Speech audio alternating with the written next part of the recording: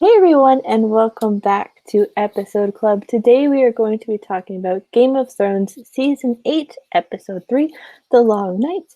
And joining me today are two special gentlemen and also great content creators on YouTube for Game of Thrones. So, uh, why don't we go with Septus Janus Secrets, also known as Sir Stefan. How are you doing today? Hey, this is Sir Stefan. I'm so happy to be here tonight with Johnny and Mackleby. And anyway, should be good. Short, sweet, and right to the point. That's my kind of person. Thank you so much. Sasa, thank you for having me on. You know me, I just can't shut the hell up. I will interject and introduce myself, hit all of Sasa's buttons, be respectful about it, but just hit the buttons anyway. Listen to what I say. Love you guys. Hope you enjoyed the episode. I hear that people didn't like it. I don't know what the hell's going on. Yeah, apparently this episode is very polarizing. So, I guess, Johnny, I already know your initial thoughts about this episode. We talked about this at length. So, what is your kind of thoughts about this episode, John or Sir Stefan? You got to call me Sir Stefan. Come on. I loved it and I liked everything they did about it, but I wasn't crazy about the lighting. Like that was a problem for me. I didn't turn up the brightness or anything. And also, like I did kind of think like the Night King kind of went out kind of weak. And if they don't do something else with the Children of the Forest or the Night King, I'm going to be a little bit mad, a little salty about it. But I didn't have a problem at all with Arya killing him. I thought that was really cool how it went down. Yeah, like as you kind of go through the episode and you see Mel again, you're like, these are the blue eyes that she's talking about. Because you could conceivably put blue eyes to not that many different characters, so blue eyes for the Night King makes a lot of sense, and eyes will shut forever, meaning all the people that get turned. Yeah. Johnny, oh, as he runs away, what did you? Well, this is something that isn't in the books, right, Sir Stefan? This is something that they made up with Arya and Mel meeting. Mel took the ghost of Highheart's spot. Arya seemingly has taken Lady Stoneheart's spot. But here, I think they set this up to have a different ending than everyone would think. That's really what I think they're doing. She has trained every single day for this. This is her calling. Now, what's to happen with her? She's defeated death. I don't know if they're going to bring the faceless men back. I wish they would. But her defeating death, she gives back the life she took. She actually paid her debt by killing the Night King, possibly. So you could say that. I have to work it, but you could say that. Yeah, how they worked in both the eyes part, even though I think somebody said they changed the order on it, like the order of the eyes. Mm-hmm. How they worked that in was really cool, and how they worked in the what do we say to death. Yeah, that was really cool how they worked that back in too. Mm-hmm. Yeah. What's up, Brandon the Beard? I'm just going to give some shout outs real quick. Yeah. Katrina Torres, how's it going? Catherine Harding, nice to see you. I hope you feel better. Brandon the Bearded Builder, it's nice to have you back, my friend. Julianne89, what is up? Hopefully, I did the brand voice good enough for you. I know it was awful. OTDA, the one true David Adams. Enough said right there. He's the man. Peter Griffin, giggity. Bobby Catalano, big hearts. What's going on? The Imagination Realm, and we will have a segment from her. Actually, Friday, I will be reading her whole thoughts on the show, her little blog, and what she ranked it. She said I would hate her, but I don't hate you.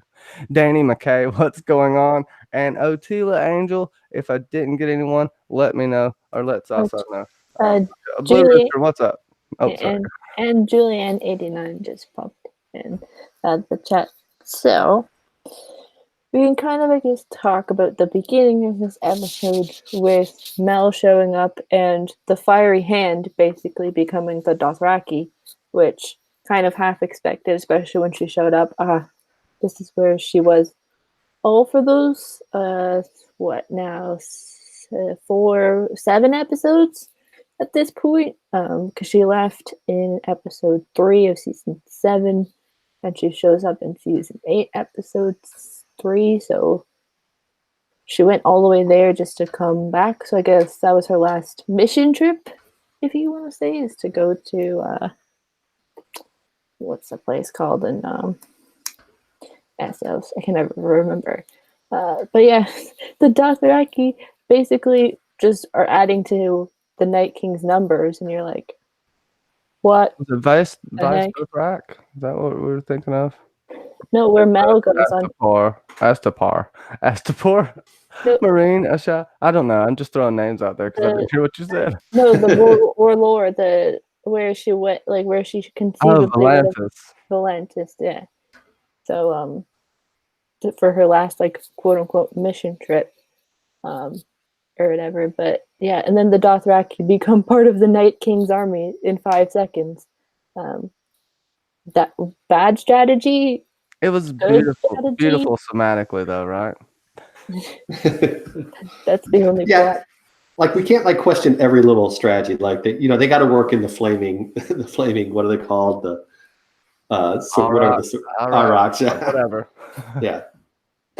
Yeah, But did anybody think Mel might bring some troops or something?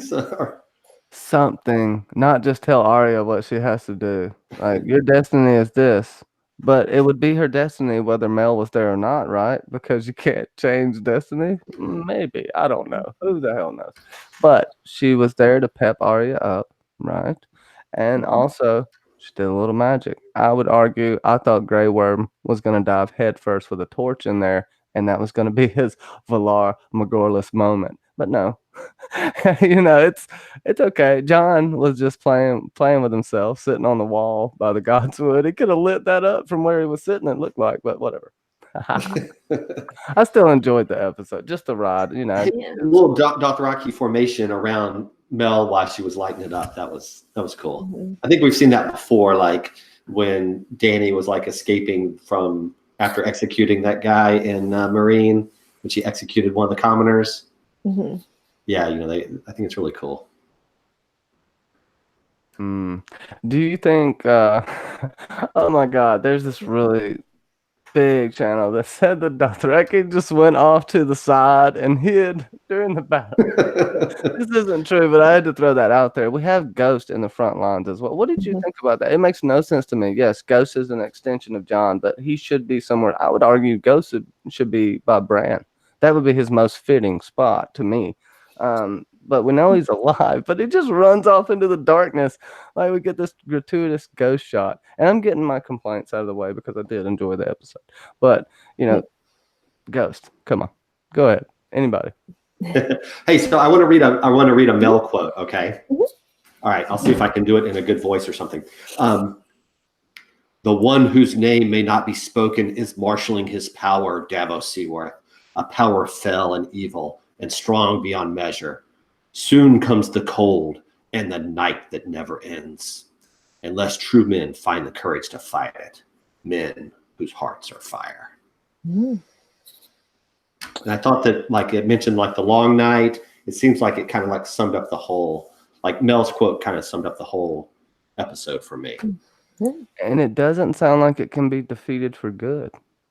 It almost sounds like this is something, I don't know, the way she left it kind of open-ended. I don't know. I love the books. They're worded so perfectly. George just does a good job with that.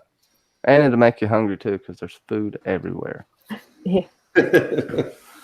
Yeah, though I guess with Ghost, it was to give us an actual more lengthy sequence with Ghost. But yeah, I totally agree. He should have been either with Bran or with Sansa and Tyrion in the crypts, because I'm pulling this quote out, or this deleted scene out every time I can get it. But it's when in season 7, right before John. This was a deleted scene, but in season 7, episode 2, apparently there was a scene after John comes out of the crypts after giving a nice throat hug to Baelish, basically saying to protect Sansa. So they could have had a scene where he could have protected either Sansa or Bran. Bran would have been a lot better. And probably Ghost would have had a better chance against the Night King. I don't know about that now, but no, but I mean the better like ability to protect Bran, because Theon's just like, All right, you tell me I'm I a mean, good rank it at person. least Warg Ghost, right? Yeah. Besides warging the ravens, we're just gonna fly around because that's. Oh my gosh, I don't want to bash the episode. All No. right, so name something good that happened in the episode, Johnny, that you really loved That I really loved. Well, the from the intense beginning. fighting. Well, the intense fighting sequences when the horde of the undead rolled over them, that was super intense. The way the shots were on Sam, it was really good. You felt like someone was gonna die the whole time, and that's what was perfect All right, about the episode. all right, you're It- back. You're back on track. Okay, go ahead. Sorry to interrupt. yeah, it was grainy in certain spots. I think it was done on purpose, but whatever. The dragons, that was a really good scene. I thought they were utilized fairly well, honestly. I wish we would have got a slightly longer dragon battle. Usually they don't last that long, honestly. It's a very fierce, bloody fight. They do fight a lot like eagles. They will spiral toward the ground, interlocked, kind of like they did in the show. So I do like those shots, and I'll let you talk. Go ahead, take it over. I will talk the whole time. No, I was just trying to get you back on track because you were negative, negative, negative, negative, negative. Yeah, I think the cool, not cool, but the dynamic between, or the surmounting dynamic between Jon and Daenerys, and about how he's like, no, you have to stay, and she's like, the dead are already here, when the Dothraki basically get obliterated, means that she kind of changed the plan slightly. But you should have anticipated that they were there, so it's kind of like a little bit of a huh. But the fact that we're seeing the sows of discourse, because we have to remember that Jon telling her that he is Aegon Targaryen was mere maybe an hour ago, maybe 30 minutes or so ago, which I kind of like that to see that it's not just like they're all okay still, that there's some discourse, but it kind of it's like lightly touched on, but it plays out throughout the episode, and the dragon scenes are very well done. Um, I guess we don't ever get Jon to say Dracarys because I guess Rhaegal just instantly follows what Drogon is doing. But it was cool to see Jon again on a dragon, and it wasn't just our one shot Jon on a dragon scene from episode 1. I think Johnny was mentioned how why couldn't he have lit in the pit or lit in the pit up? Or, was that when we were talking before or now? Yeah. I can't remember about it. Look, stop trying to trigger me. He's doing just fine. He doesn't know Dracarys, so he couldn't shoot fire during the dragon battle. No, I think it was that was intense with Jon. For sure they left us speculating whether Rhaegal was dead or not, but then they give us a freaking trailer right after that says, "Oh no, he's alive." So that kind of lost it. But the battle was really good, even when Dany saved him. You could say it was cheesy, but I still liked it. And especially how Drogon curled around her. As far as if you want to try to compare to the books, you can't really do that in this episode, I don't think. But Sir Stefan, Yeah. help me out here, man. You're just trying to trigger me. I know you just want me to rant and rave. No. All right. So, what do you guys think about Ed dying? Was that kind of a negative for you too?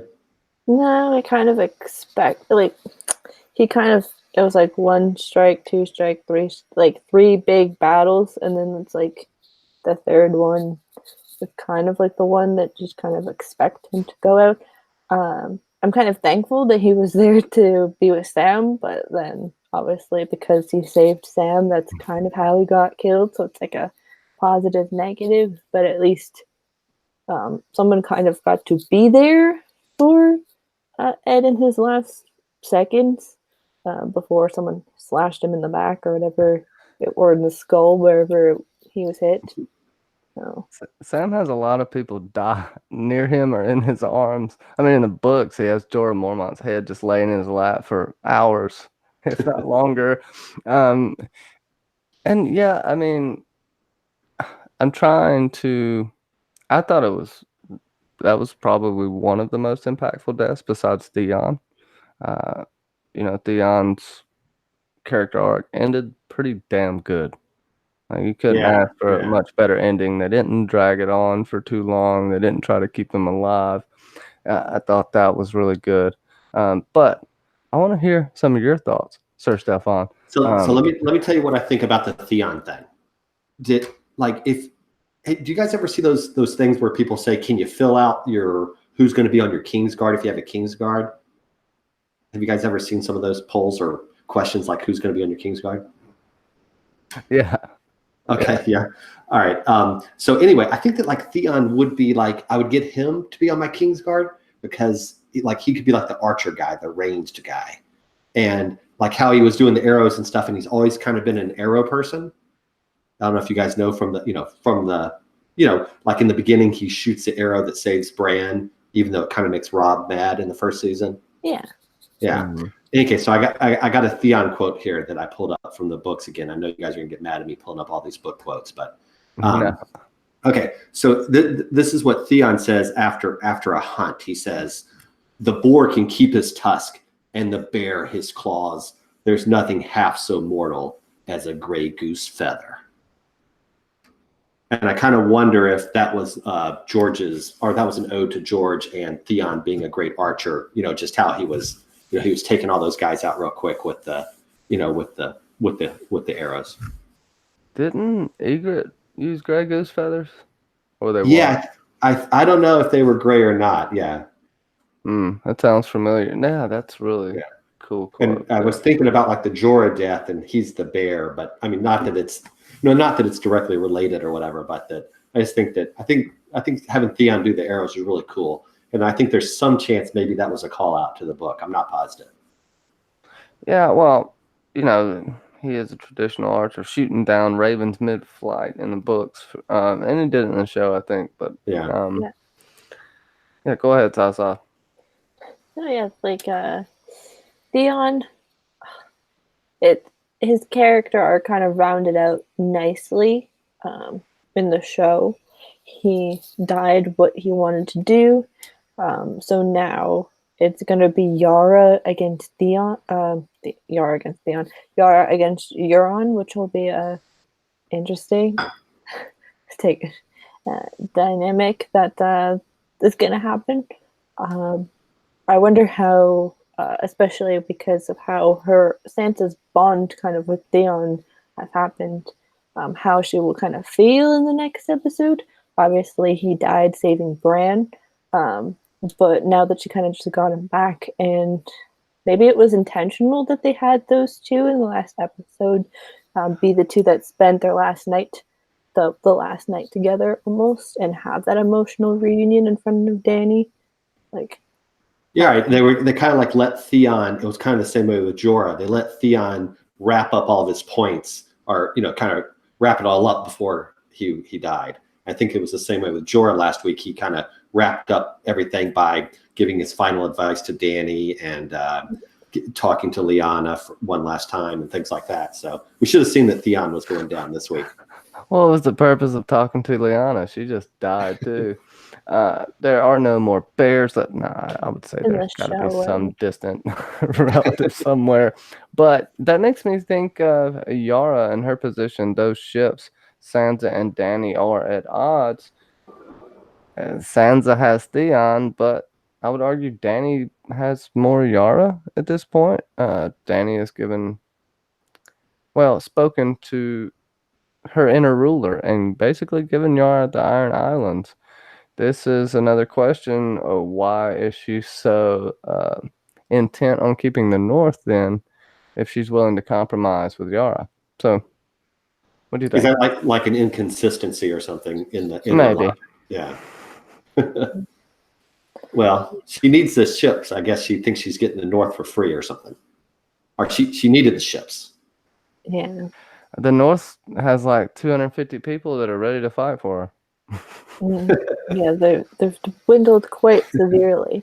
But yeah, that'll be a kind of a dynamic because Daenerys did look at Theon and Sansa's reunion kind of a little bit suspiciously. Like she had like a whoa on her face. So obviously we know that Yara likes Danny based off of season 6, episode 8, I want to say, or yeah, something like that. And yeah, so it's hard to say where the Greyjoys will go. I feel like they'll lean more towards Daenerys, because I guess Theon was the only like connection to the Starks, but for the Stark alliance almost, even though they've hated the Wolves of Winter for a long time. They have been bickering. The Iron Islanders have been reaping and raving all along the shores of the North for ages. It goes back to even Theon. oh, Yeah. It seemed like Of course, I dropped. Yeah. Go ahead. I'll just say real quick, since the beginning of time, they have feuded, family feud, Westeros style. There you go. Family feud. But go ahead. Sir Stefan. Yeah, I don't know if this is like directly related or whatever, but you know how he Theon volunteered to protect Bran, and just thinking about he's the Iron, and I was also thinking how that might tie back into the crypts and how there was iron swords in the crypt protecting the other Starks, things like that. I wonder, I don't know, like if that's intentional at all, but that the iron is there to protect, to protect. Well, iron has supernatural properties, is what we think. It could be used as a block to keep those bodies from rising from a previous long night. You would think they would put a measure there. It would also make sense why Jon seems so scared that one of those swords is rusted to nothing.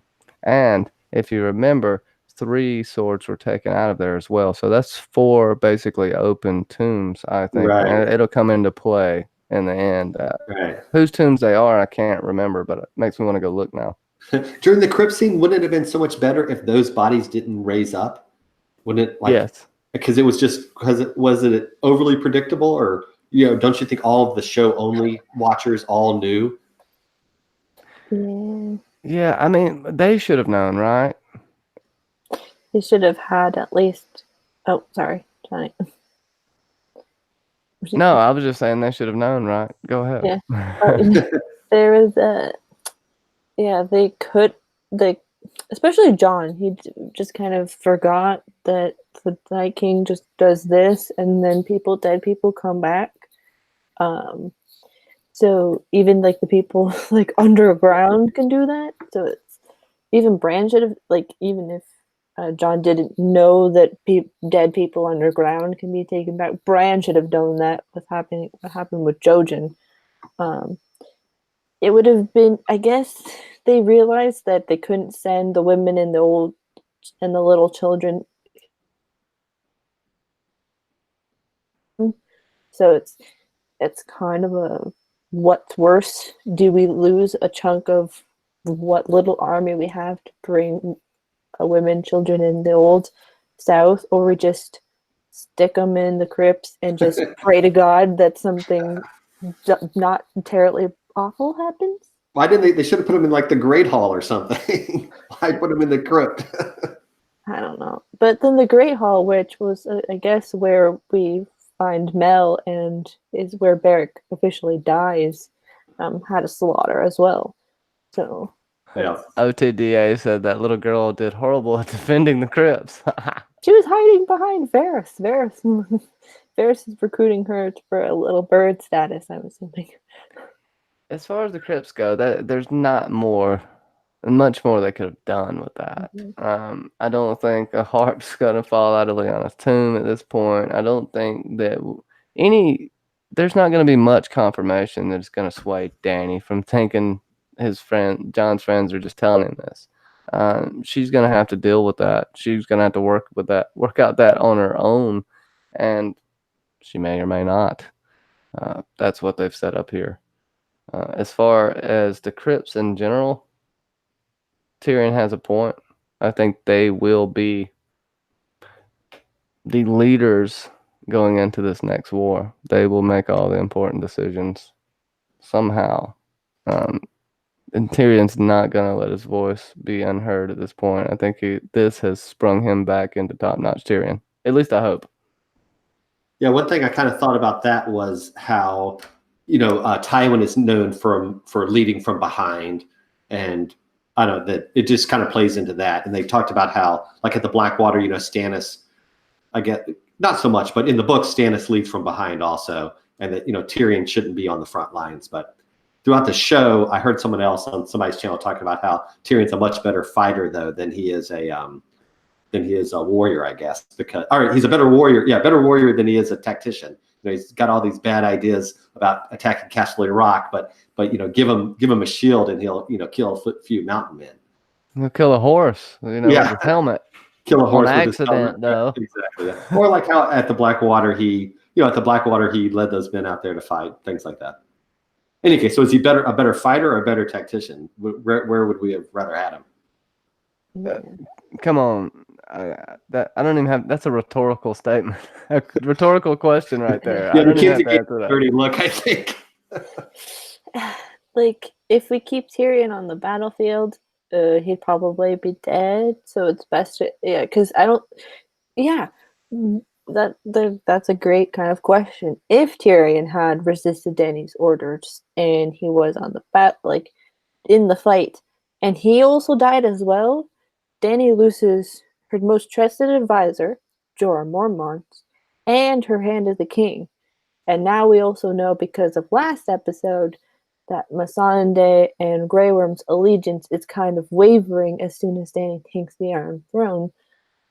So, essentially, if Dany wins and she survives and takes the Iron Throne, those two will probably want to leave. So she'd be stuck by herself with little to no army, and maybe Jon and all of his siblings that two that have crazy skills, and then the one that just sits there and is the politician. So it's kind of hard to figure out I guess that's why they kind of kept him in the crypts, is Dany can't lose two advisors just in case.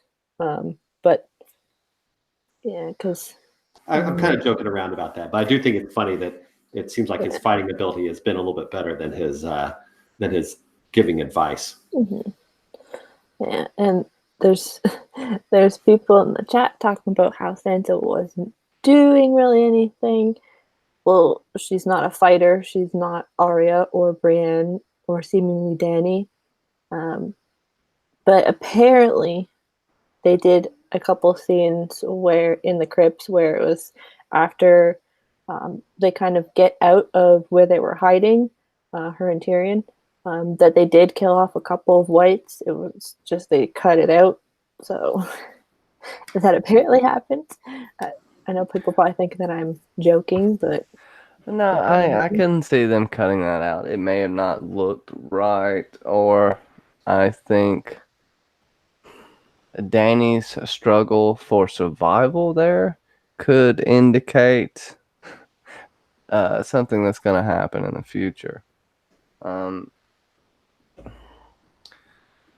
Her taking up the sword and defending herself, I think, is a big deal.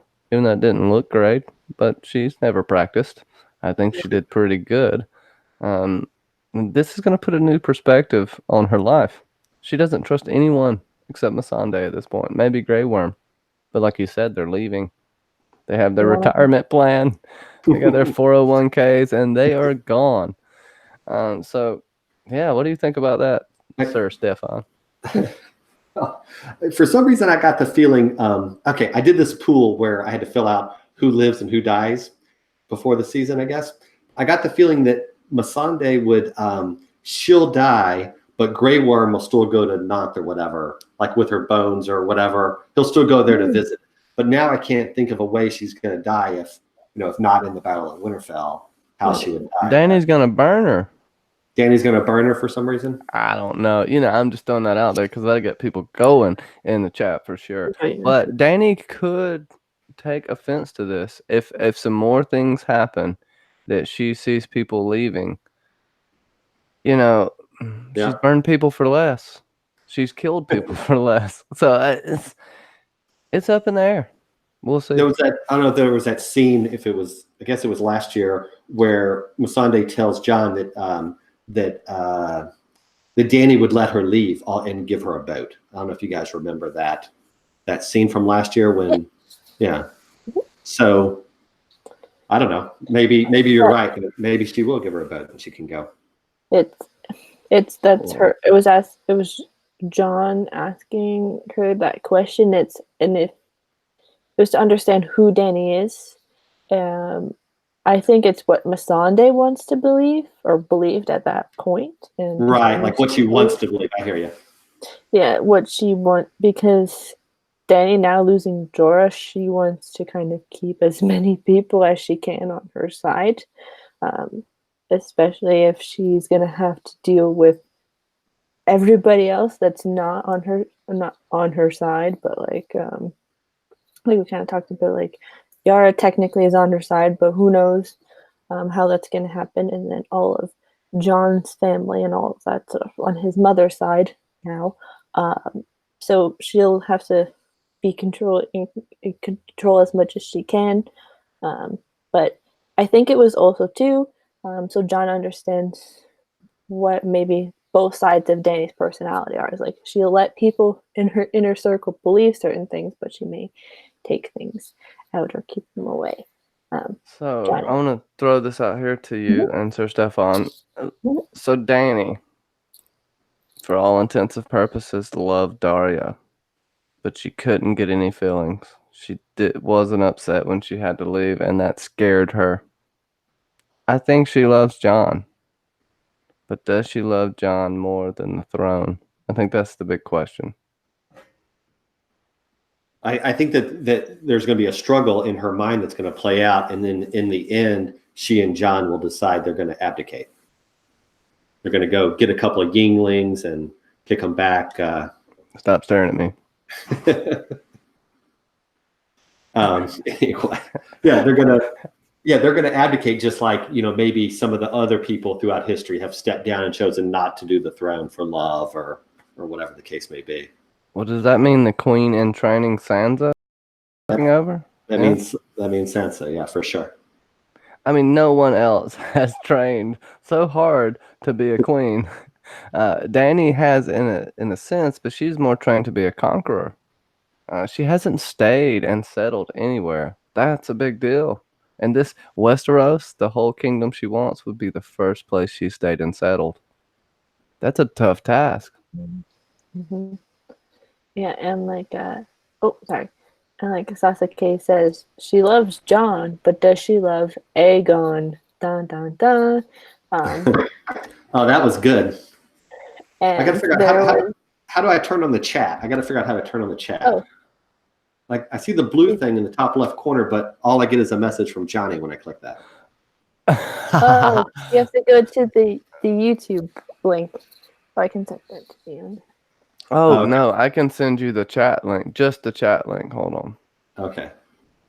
Yeah. Well, I'll send it to Contingency. So people watching don't know, this is my first time ever doing a live stream. Yes. So send love to Sir Stefan in the chat. Yeah, brave. Put all your complaints in there in the live chat. I'll go back and read them about who's this idiot. You should have it on your Twitter DMs. Okay, I'll see if I can check that. It'll be just the chat, I think. Should be. Yeah, it should be. What was I going to say? For Dany and John, it'll be a difficult situation. I think they're still going to show discourse in the next episode. And the one thing that is just kind of like, with John and Dany is who's going to have the power in the end. Obviously, John has the legitimate power because he is the last son of Rhaegar Targaryen, and because only 4 people know about this. Is there going to be time next episode where more people find out? Is it going to be maybe a slip in a conversation? I am your king. Sorry. In the trailer, it seemed like all of the Northmen were kind of cheering Danny. Did you guys notice that? Well, they all made it. So I think that'll last about 48 hours. And then they'll start thinking about the future. Because come on, you're gonna cheer anybody that just helped you get through whatever the hell just happened last episode. All right, so maybe I have some delusions or something, but I had the feeling that like Danny says something like, Aegon and I will rule together or something. I don't know. She could, and like she could still be really good from here. They just set this up to where we don't know what to really think Danny's gonna do, and that's Yeah. kind of the beauty of it. I think she's gonna be more of the Mad Queen based on what some of the writers have said about her, based on what we've seen. But that's just me because I think Cersei, yes, she's bad, but when you really look at Cersei, her motivations aren't any worse than Danny's. No. And What happened in the chat? Sasuke says, I want Jon to announce it in King's Landing. Then Cersei tried to sleep with him because he is Rhaegar's kid. Because she was supposed to marry Rhaegar all those years ago, but then she developed feelings for Jaime. So I was like, look at him.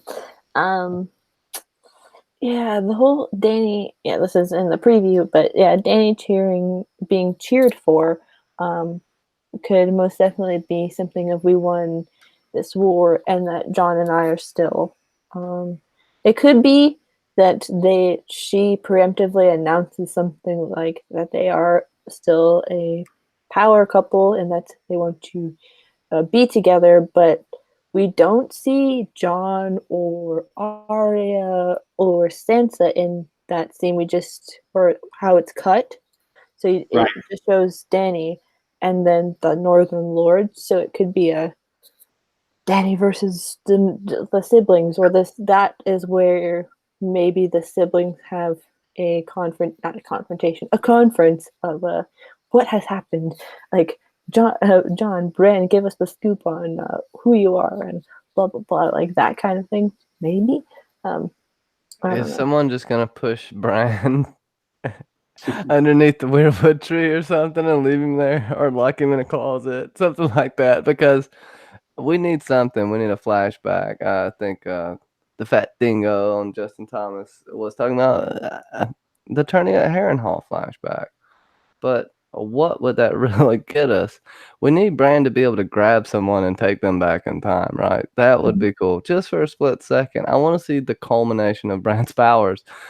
We know he can warg ravens. We've seen it already. So, and I think there has to be a little more to what's going on with Bran. That's my hope anyway. It should happen based on the fact that Bloodraven was able to touch Bran before Bran became who he was, which is the Three-Eyed Raven. I don't know if it's with a mortal can do that with a green seer, but they can try it and show a happy moment for Jon. Like, this is the moment where your parents met, or this is something like that, or just show Lyanna, or just show Rhaegar. We have to see something. What do you think, Sir Stefan? If we get a flashback, what would you want it to kind of be?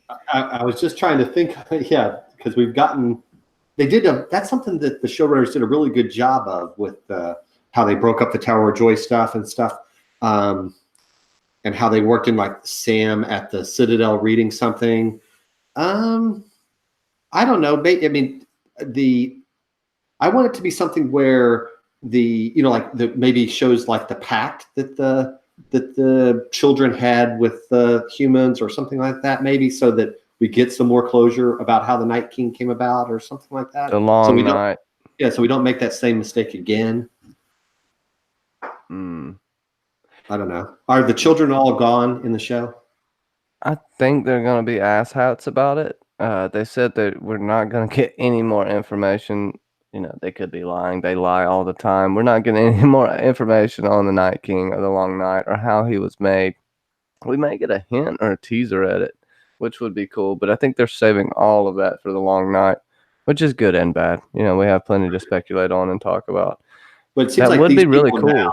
Yeah, it seems like these people now need to learn that lesson that that they're conquering, and that the human ways are, that there needs to be more of a balance with with the rest of nature, or or whatever.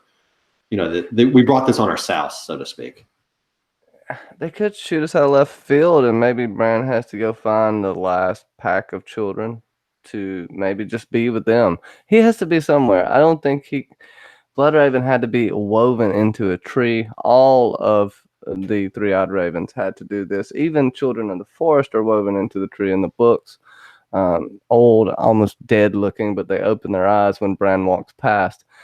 And, well, not walks past, he's on Holder's shoulders. Sorry. But I think he has to retire or retreat somewhere. He can't stay in Winterfell. He's not Bran anymore. He said it himself. He's not the Lord of Winterfell, and he can't be. There has to be a place for him inside the tree or underneath the tree. The tree. Yeah.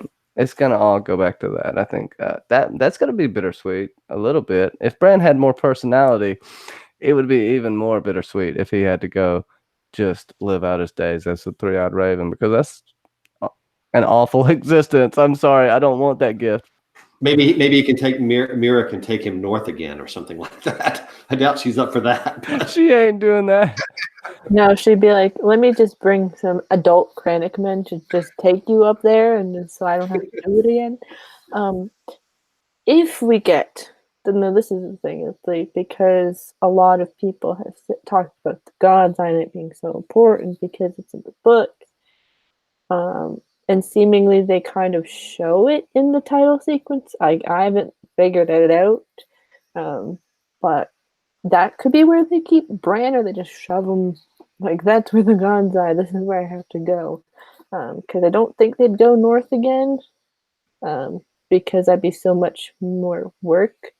Plus the God's Eye is so important for the weirwood net and all of this stuff. So it's like to keep. Well, what about this, Sasa? I'll throw this at you. And the imagination realm makes a great point. I thought of this earlier. So the Godswood of Winterfell, he goes to there, but is there a place in the crypts of Winterfell that leads to the roots of that Godswood? That's or that heart tree. It's possible. They'd have to kind of explore it, because in the cleanup that we're going to get in the next episode, they maybe find that, or unless Bran tells them that there's a special tunnel to get there. Plus, how would we get? We'd have to form a special ramp to get Bran down to the crypts, because chairs and stairs do not really work too hot. So, Yeah, they have to get it up to code for the disabled, I'm sure. Yeah, it's a possibility. I'm sure he'll be like, look behind that wall or something. There's a specific wall behind ex-king and ex-lord, what is it, ex-king of Winterfell or ex-Lord Stark that you have to go and push behind, and then there you go. Leave me here, but yeah. Sam might could read about something in the book and then tell him a hint or something to go look for it. Yeah. Something like that. So, because with Bran in this episode, he's like, I got to go now. And then he rolls back his eyes, and then we obviously go see the Night King. What was the stare about? We have to get that resolution of the stare, although it was a slowed down scene with Bran and the Night King. What was the stare about? Yeah. Obviously, we know that it was the Night King was preparing to obviously slash Bran, but like the way he had done Bloodraven before is what I was thinking, but because he's a mindless robot, that did bother me. But if he already made another version of himself, which I'm not going to take that out of these show writers' possibility, we see all of this emphasis made on Baby Sam, not Baby Sam, but Baby Sam's brother, and he's turned. But the White Walkers do nothing. There has to be something here, some emphasis of why he was turned. But it could just be a plot hole, and they don't do anything with it ever. But I have to throw it out there just in case it happens. I think all of us are mad that our tinfoil theories went south, and so now we're grasping at straws, possibly, or something. I know I'm stupid. I don't give a shit.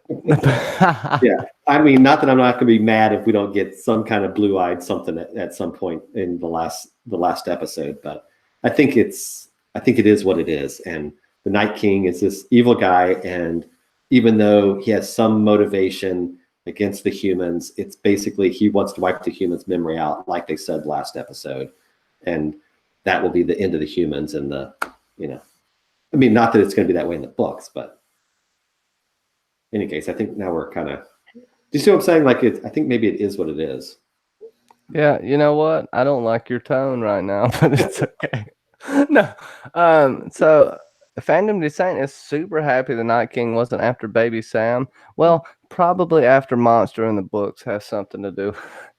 But that's the books. You don't care about that Fandom Descent, so no big deal. That's fine. I agree with you because they didn't do anything with Baby Sam. They didn't even control the baby properly. He didn't grow, and when he did, it was weird. Now he looks completely whatever. They couldn't do anything with Baby Sam at that point. Child actors are a big problem. Not a problem themselves, but it's hard to work with child actors, especially young kids that grow really fast over a extended series. Hey, what were we talking about? Oh, go ahead. Can I change the topic slightly? I was talking to Mackenzie, we briefly were like commenting or texting or something. And we were talking about how they built up the Karstark girl so much in the first 2 episodes. She's like in all the back scenes. You see her, like, I don't know if you guys remember, but she's like I think at the beginning of this episode, she's with Bran going to the Weirwood tree, the Godswood. Thank you. And Tyrion calls out her sigil, how it's a interesting sigil, and I think it's a winter sun sigil.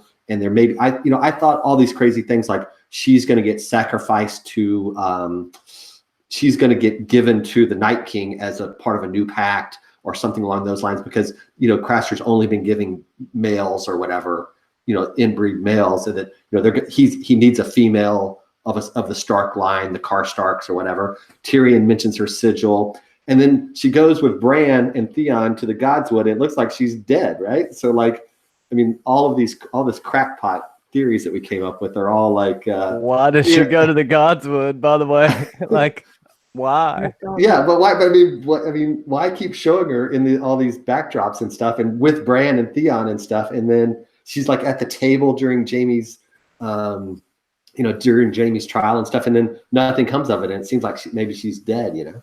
I didn't see her in the trailer like I saw a ghost.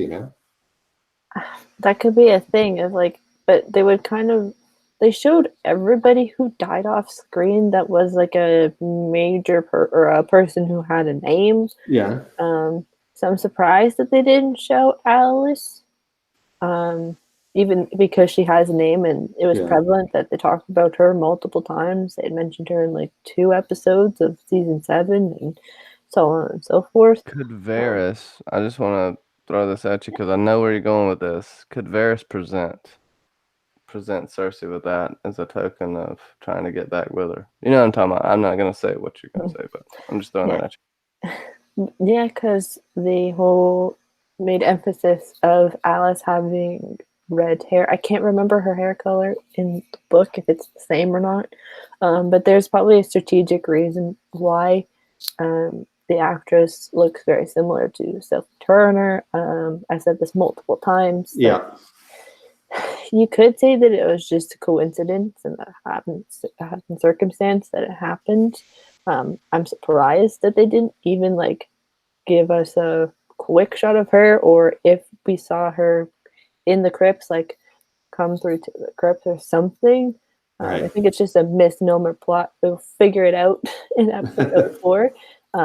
Because like the imagination realm says, it seems like she might have left Theon. And it's in the preview for episode 4, maybe, but it's hard. Okay. So she may be there. She may have to, because they've killed how many kids now? Like on screen, it's like we've had 3 girl children die ish. Based on the girl in the first episode, that was killed by the whites, and then Shuri and Leona Mormont. So we'll have to. Are you saying D&D are child killers? Because Yeah. I would agree with you, Yeah. metaphorically. Poor old dead Ned. Linda R says that Braun may kidnap Alice if Alice is still alive instead of Sansa. Kind of. Oh, who said that? Linda R. She's like, Oh, send that to me, the Imagination Realm, if you want, or send it to Sasa. But I can definitely put it in the package for Friday, by the way. Mhm. Sorry for doing business on air. No, it's okay. Yeah, it's a possibility because that was a misnomer that they kind of just dropped in the middle of, was it season 4, season 5, when Cersei tells Jaime to go get Sansa and bring her head, and she tells that to Baelish. It's like, bring me Sansa's head and you'll be named Lord of Winterfell or something like that. I can't remember exactly, even though I covered that episode conceivably not that long ago. But it's been a thing. It's been in the like Twitterverse for seemingly since pictures of that actress had come out and her involvement with the show, that there'd be something involved with that. I wouldn't be surprised. That could be one of the driving forces to have someone like, it's like if she is mistaken for Sansa or something in a compuffle of what is next episode, it could happen, something like that, being mistaken for. Yeah, I love that. I hope something like that happens for sure. Because Alice does, if I remember correctly, play a bigger role, especially with John in the books. I'm pretty sure because she goes to Castle Black. I remember. Right, and she gets married to one of the Thins. Yeah. That would. I know we're gonna see Cersei in her Lannister colors, and this probably isn't gonna happen before it. But if she did get what she thought was Sansa's body, that would take her out of perpetual mourning for, that's when she went into it, when her firstborn. Well, you had Marcella and everyone die. Anyways, when her firstborn died, that's basically when she went into perpetual mourning, and the fact that he would be avenged in her eyes, but not, still have to bring Tyrion. And so we could see Tyrion actually die. And this goes back to Bronn telling him that if someone paid me twice as much, I would kill you. He How many said that to him. How many chests of gold did he get? Yeah. Mm-hmm. A couple or something, right? Yeah. There was a bag of gold in 4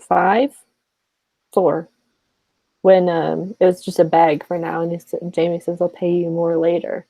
So that's a possibility, especially too if Alice got really cut up, especially in the face, and conceivably they're at relative height. So yeah. Hey, so we were talking about kids. I don't want to interrupt if we're still talking about Alice, but did we ever talk about Lyanna at all? No, you can talk about it. Yeah, so like that's another like kind of minor death, I guess. But the one thing that I took away from that is like her face looked like so swollen and interesting. Like when the giant picked her up, I just I can't get that thought out of my mind of like how she looked, Yeah, I think a giant slap. That's because her head was about to pop from all the blood squeezed. Okay. No, I doubt it. It was just CGI. Honestly. Yeah. It did look a little weird because it moved awkwardly when she was making faces, but it is what it is. It was still kind of cool, even though I would say it was a semi-cheap cinematic moment that happens all the time. Not with children, but stuff like that happens all the time. I think for her, one of the smallest characters gets to kill off one of the biggest and size-wise characters in the show, which is pretty awesome. And yeah, this is Game of Thrones and this is D&D. They're not afraid to kill off kids in horrible situations. But like Johnny talked about with me off spear screen, charge is not good for your health. I just had to say that. Peter Griffin made it known. Do not spear charge. If you're ever given the opportunity, just wait for the enemy to come to you, because always, I repeat always, especially in cinema, you die. Mhm. Yeah, but you and I were talking about this off screen, Johnny, but I don't get why they showed the giant crushing Liana's like organs in her entire test cavity, but they couldn't really show us Shireen, like a tiny bit more of Shireen, even though this is horrible to say, because like they're not afraid to do that. And Ned Umber, like have Ned Umber just being like displayed and burnt alive, like I guess they were more tame in the fifth season, but now they're like ramping it up to be more graphic. I don't know. I guess the problem with it is that her own father burned her alive, but the death is no less painful. I mean, both of them. You ever been bear hugged before, really tightly? Does not feel good. Just imagine that times 100, and the person squeezing you is trying to kill you.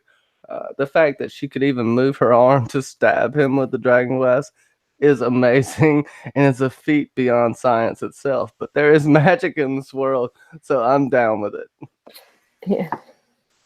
And speaking of, I guess, Bear Island, because there is no in the show apparent heir to Bear Island. Um, Bubba Husky asked, "Will they give Bear Island back to the Ironborn?" Because that was a thing of historically what happened. Maybe. So then, the what is left of the Iron Islands and the Greyjoys get mainland-ish hub, I guess you could say. But I don't know. What do you guys think?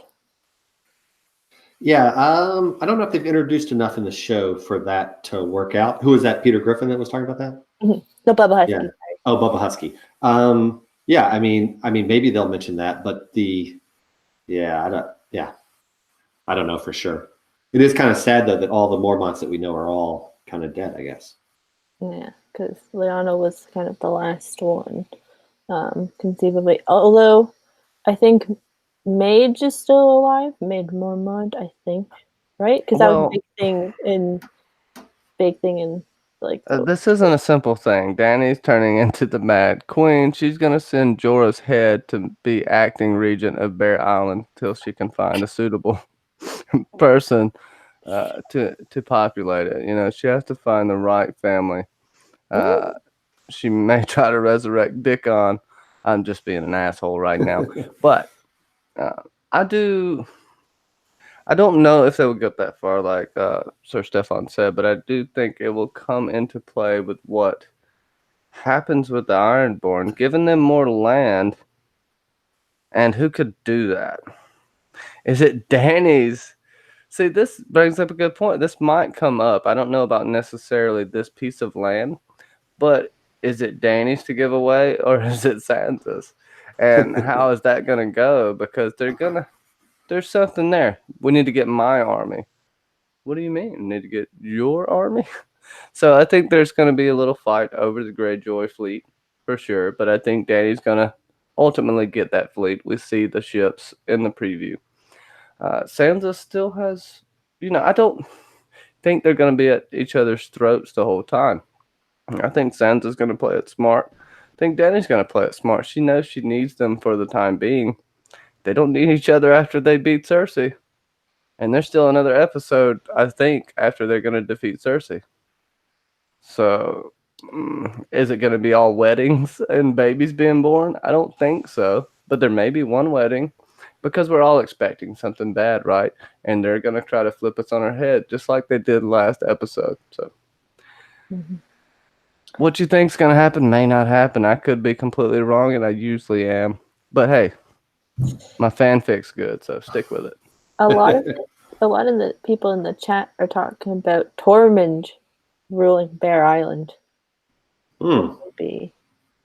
Well, I mean, he did have sex with a bear once. And a lot of people thought that Tormund was Lyanna's father at one point. So, because of that bear. So, That makes a lot of sense. Yeah. yeah. And they also now, I think, dubbed Lyanna Giantbane Mormont. Or something I mean, it's Yep. possible. You could draw some lines and get there. Yeah. Could you And ever then confirm it? No, but I'll believe it. Shit. and also Liana stabbed the giant in the eye, so the God's eye gets worked back in there. So it's all, it's a big circle of life for sure. Any more theories you'd like to talk about? I've got an idea. No, for a I'm not dream. making We fun need of to it. talk. I think that's a great idea. Tormund. I like Tormund better than giving it to the Ironborn. Yeah, because you can keep Tormund in the north because even though he calls the north the south, but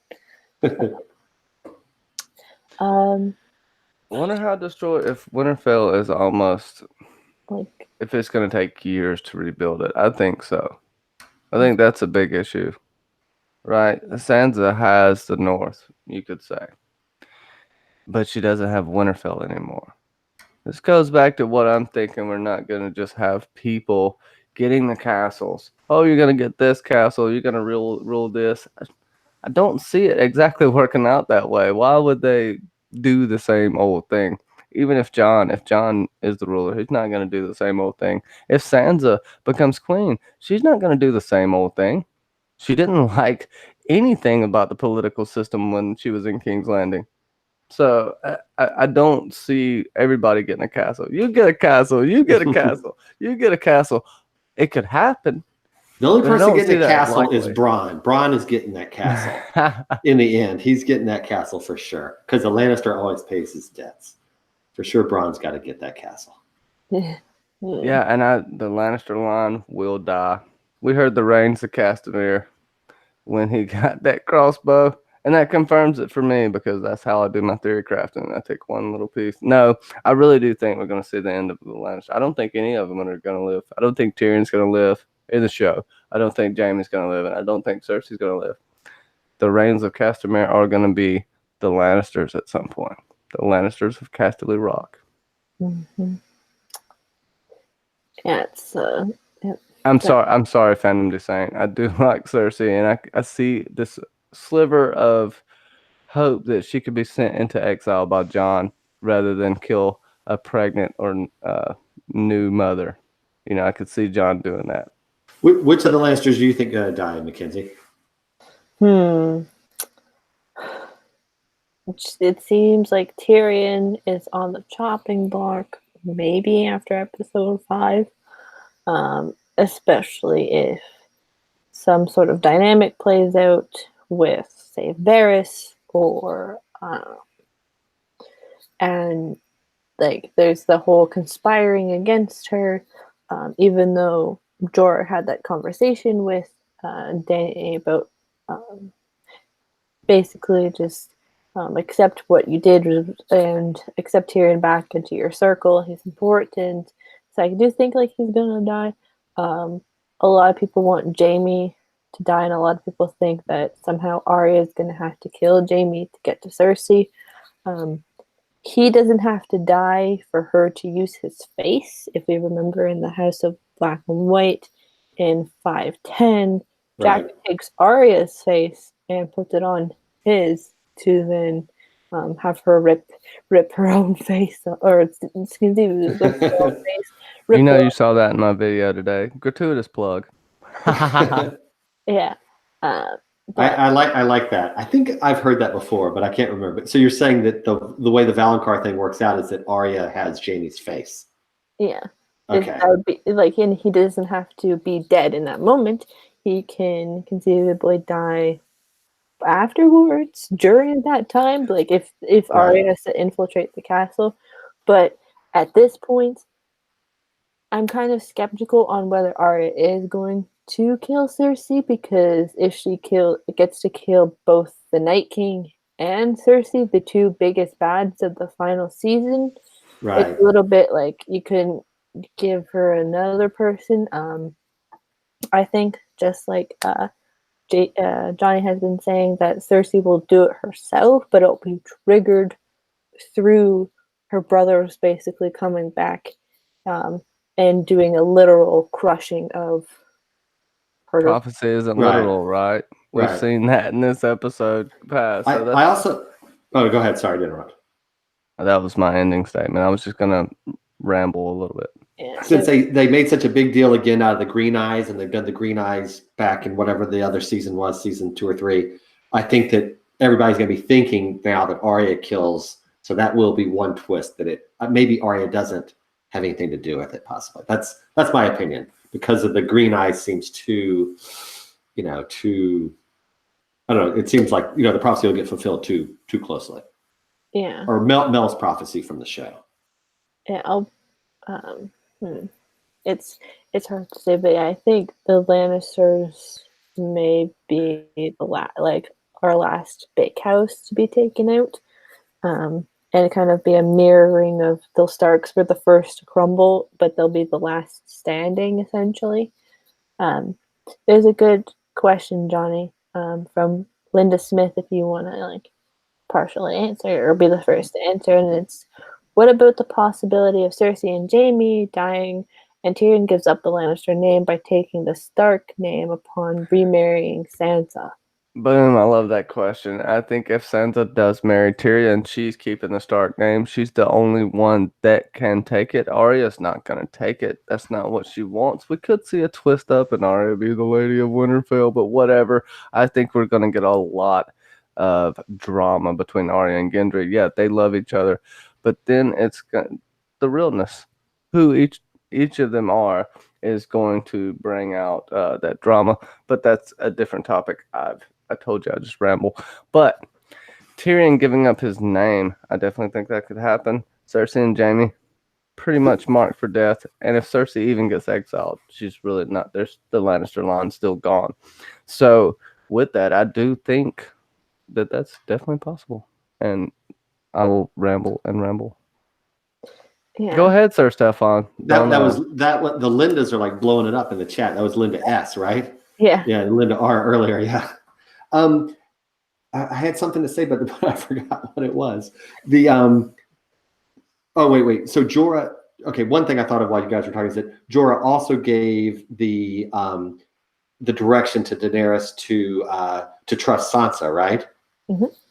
Okay, so maybe that plays into what we were talking about earlier about Daenerys, chilling out a little bit. But I thought about it in the trailer. We talked about was that in the trailer? Was that Arya kissing Gendry again?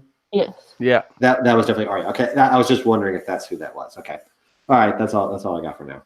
She's gonna have to deal with being a normal person now. She's gonna have to deal with caring for someone and tending to their needs. That's something we're not really thinking about. I don't think many people are thinking about. She's gonna have to tend to his emotional needs.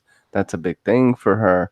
I think it's gonna be sweet, but I think he's gonna fight for Jon and die in a Robert's Rebellion scenario.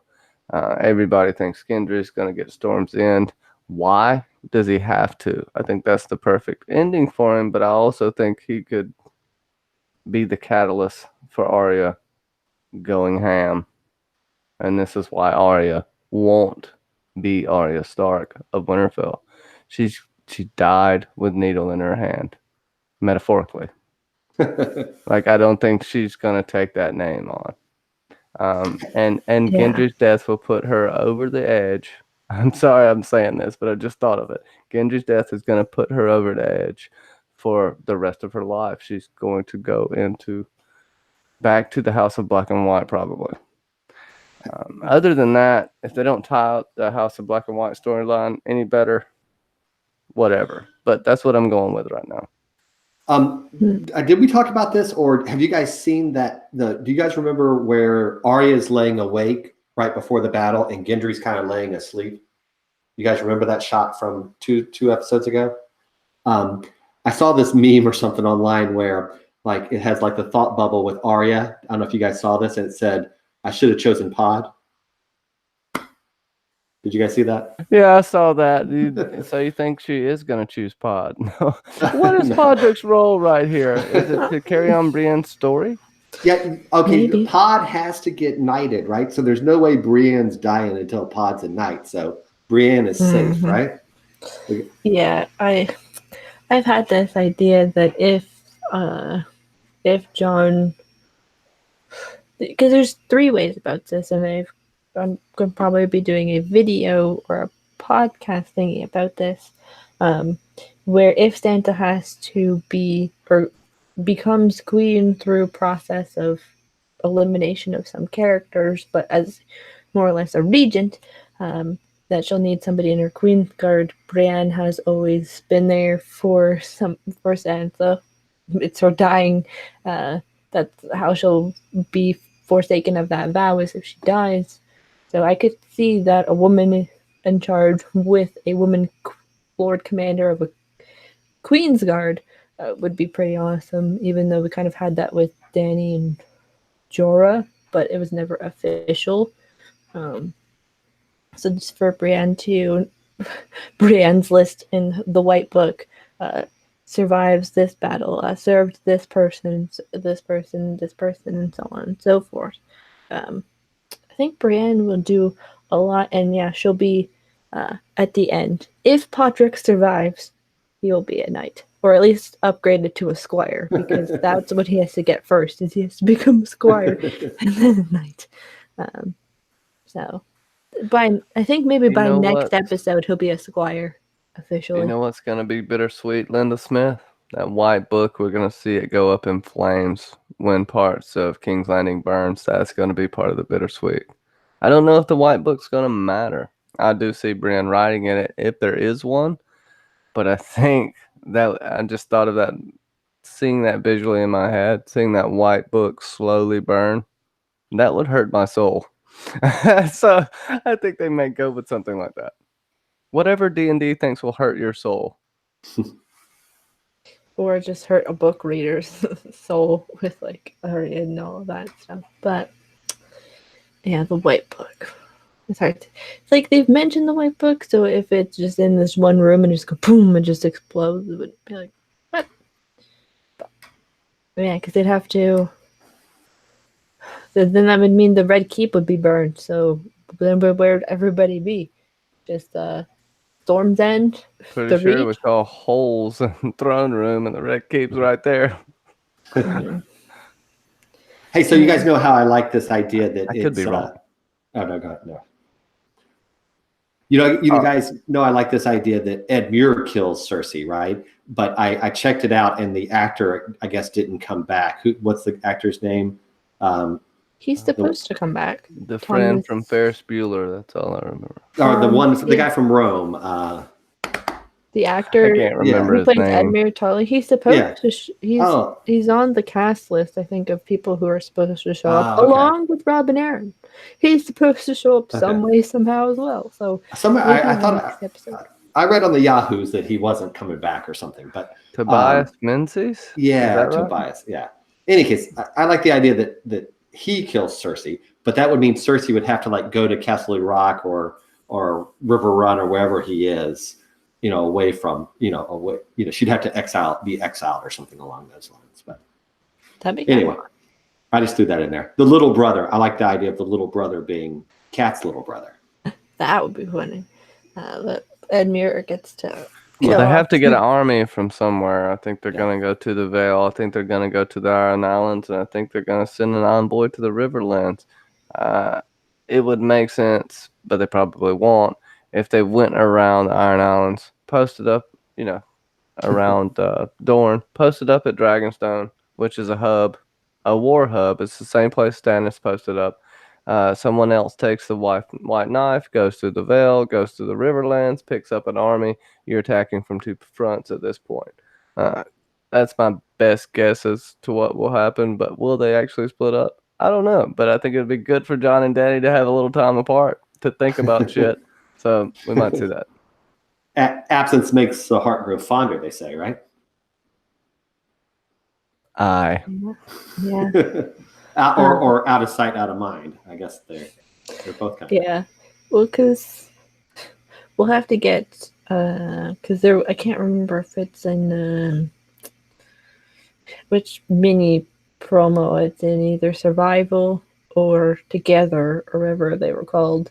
But there is a scene of Dany facing a fireplace and Jon either turning in or turning away.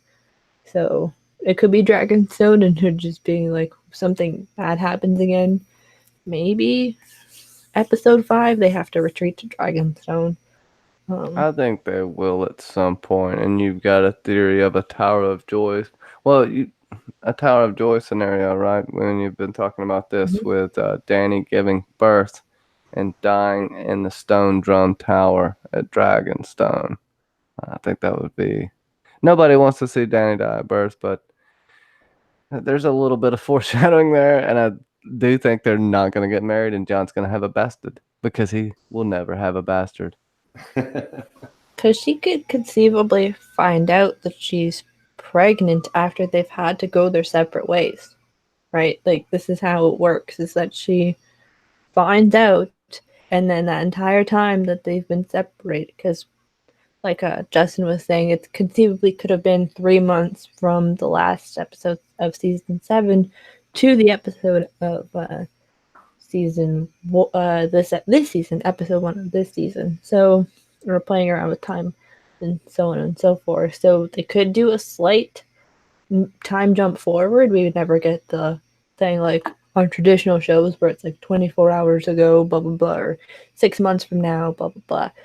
But they could do that where they are separated for a few months. She finds out, gives birth, and they never actually get married. There's maybe ravens of Sendbing get married and all that, but yeah, I can totally see that. And like we talked about, a replay of RLJ in a sense, and John living through what Ned had to do with raising a child and having that child only know their parent based off of stories that they've only heard about. There's some good questions in That the would be a good repeat of history type thing. I agree. because it'd be John paralleling both of his parents in a sense of, or his uncle, sorry, and sort of like the Leon aspect. There's some good questions in the chat. Can I read one? Okay, it's Katrina Torres. Do you think Qyburn sent the little burnt girl to trade whispers with Varys? I like that. Yeah, the unsuspecting little girl, which some people thought she was Mel.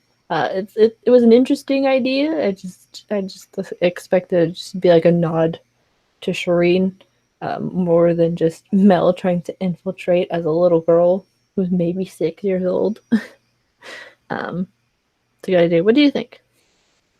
Ooh, I think it's a cool idea. I don't know if that's true or not, but I think that's a great idea.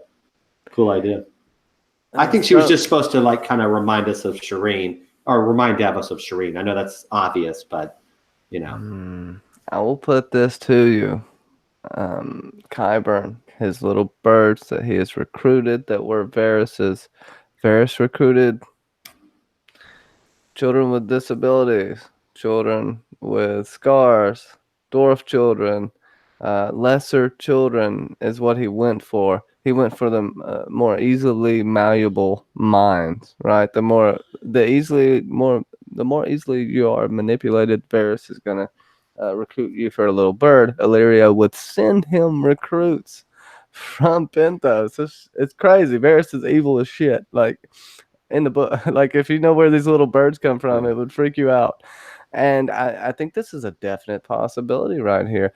Qyburn has to be getting information from somewhere, and it has to be in plain sight, and it may come back to bite Varys in the ass, or ever since Danny burned Dick on, Varys is not cool. He's sweating. He does not like this. He has seen this up front and personal with Ares the second, and I wouldn't put it past him. Like, if you're that smart, why would you put all your cards? Why would you put all your eggs in one basket? You should spread them out. Like, that's Varys to a T. That's a great question. I think it's very, very possible. Sorry for the long-winded response. No, it's good. No. And this is kind of piggybacks on that question of who's giving Qyburn information? Varys? Or are they conspiring? And that question was from Linda R. Ooh, yeah, who is giving Qyburn all of this information? Like, are there little birds in the north? Like, we know that Varys had little birds everywhere, but That'd be I'll let interesting. y'all Yeah. talk about this one. I wonder if Qyburn, like, that would be a twist and a half if Qyburn and Varys were conspiring together, but I Yeah. don't think so. Qyburn definitely in the books is conspiring with someone other than Cersei, right? I mean, he's definitely somebody's plant, right? Mm-hmm. And he's going to betray her, at some point he's going to betray her. Mm-hmm. I guess I heard someone say that maybe Qyburn's betraying her this week, and he sent Bronn away, not Cersei sent Bronn away to, Yes. I don't know if that's true. I mean, obviously I That don't can know if be a that's true. possibility because I think I talked about it when that whole scene came about, but there have been scenes where Lena has been acting and her counterpart has never been in the room with her. Right. This happened a couple times with Charles, I believe, when they were filming at different times and they just melded the scenes together. So they could technically do that where they could have had Bronn and Cersei in the same scene, unless it's even like we cannot even be strategically meshed in together in the same scene. But I don't know. The interesting thought, but yes, Bronn and Qyburn have something up their sleeves. Sasuke says the main question that she has is where was Bronn John Royce? He was hiding with Janos Slint in the salted meat shed. That guy needs to do like leg day or whatever. He's got he's like got that big chest. And he's got those little like toothpick legs like mine. And that's why you didn't see him, because if he picks a sword up, he'll topple over. You can with only the show weight him from too like the far. waist up or something, Yeah, he's like in a waist up contract. Yeah, probably was just somewhere like maybe either he went to go get Rob and Aaron or he was just in the crypts and they just didn't give him a focal point that episode. Linda Smith also has a tinfoil theory that maybe Sansa is the one to kill Cersei as she has an older brother, Rob. I've thought about this before and I think it's entirely possible. I feel like this is the validation of the relationship between Cersei and Sansa. It doesn't make too much sense for Jon to kill Cersei. What does Cersei have the ultimate connection to Jon besides basically being the one to take his crown, essentially? Dany has the same sort of thing of it's her crown that Dany wants. And Cersei and Daenerys don't have that type of quote unquote relationship where it's the bickering and the fighting. So I kind of see it as the person. If one of the Stark sisters has to kill Cersei, pardon baby, but it would most definitely probably be Sansa in some way because it would be more of a redemptive, and it would bring back the whole their character arcs together from seasons 1 to 4 essentially, and Cersei being the one to teach Sansa a lot of what she knows because she did kill, even though it was Arya that did the slicing. It was Sansa who ultimately gave Baelish's execution, so it wouldn't be too misnomerish for Sansa to kill off both of the two people that influenced her character the most. That makes a lot more sense than like Arya killing the Night King instead of Dany or Jon, right? Or instead of Dany, basically, right? Yeah, that would make a lot more sense. Yeah, it's like being the one that's like Johnny. What do you? Dany tried to kill the Night King. I mean, what do you want me to say? I mean, she tried her damnedest. He just said, just smirked and was like, "Yeah, it's like me, Dracarys. Nah." You noticed that he smirked the same way that Arya smirked after she killed the Night King. That means Arya will be the next Night's Queen. I called it here, and this is my troll foil theory. Yeah. Johnny throws a lot of darts at the dartboard. That's right. That's right. Sometimes troll foil. That's key. Yeah. Yeah. Julianne brought up Sansa will stick her with the pointy end. Yeah, they brought that up. Arya is selling Sansa sticker with the pointy end. You got to stick somebody, or else why say that line? Yeah. Exactly. And it's a dragon glass dagger, so she could like change Cersei into the new Night Queen or something like that, right? Yeah, like Sansa is the maker of. Yeah, that'll be a new thing. Sansa is the maker of the new Night's Queen. If anybody falls on the dragon glass dagger and it goes in their heart, they're gonna be screwed. That's how we're gonna see the new Night King made. John's gonna accidentally trip and fall on the throne, and he's gonna land on some dragon glass that, well, Sam was playing around with and trying to do some experiments, and he dropped one on the floor when he was walking through the throne room. So it's gonna be horrible. Poor John. Sorry, we just got into this hole. Yeah, it's a lot of OTDA sense it's going to pull a little finger-sized twist. Yeah.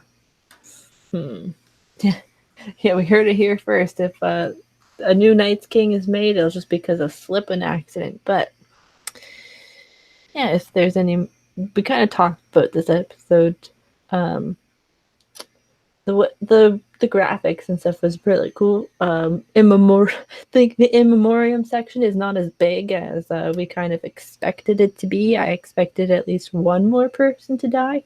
Cough, cough, Grey Worm.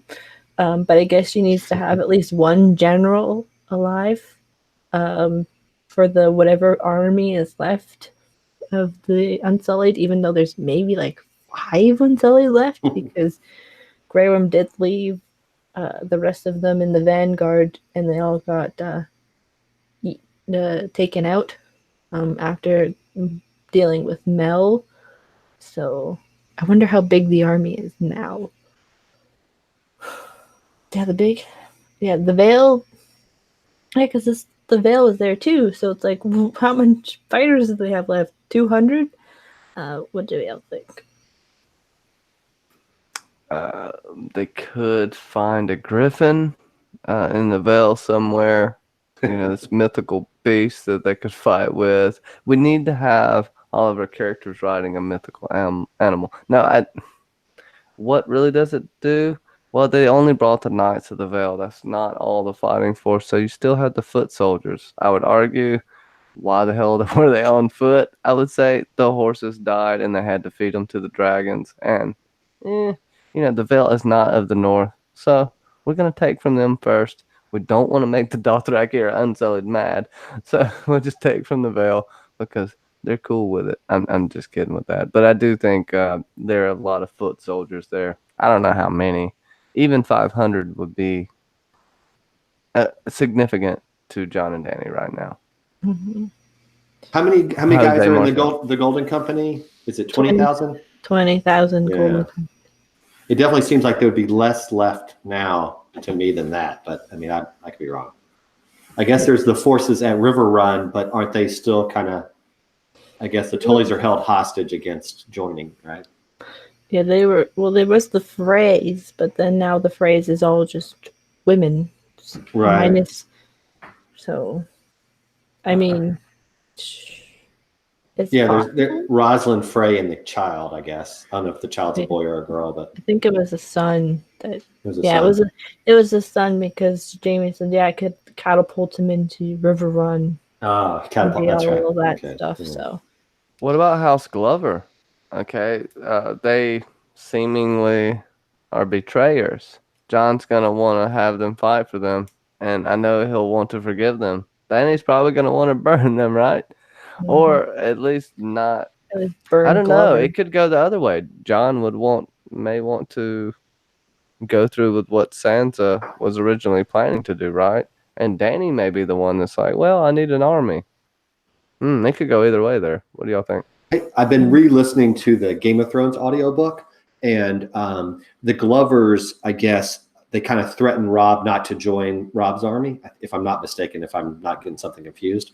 And Robb's like, that's fine. When I'm done kicking the Lannisters' bums, I'm gonna, I'll come to your keep and root you out or something like that. So I think the Glovers might be treated kind of, they may be attacked by Dany and her forces, I would guess, rather than joined with.